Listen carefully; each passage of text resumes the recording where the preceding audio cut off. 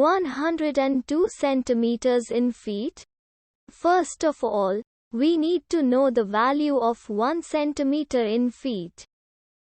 It's always 1 centimeter equals 0.03280839895 feet.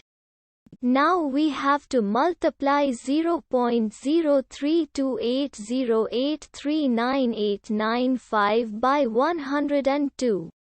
Therefore, 102 centimeters times 0.03280839895 feet equals 3.34645666929 feet. So, in other words, 102 centimeters equals 3.34645666929 feet. We hope you have enjoyed this video.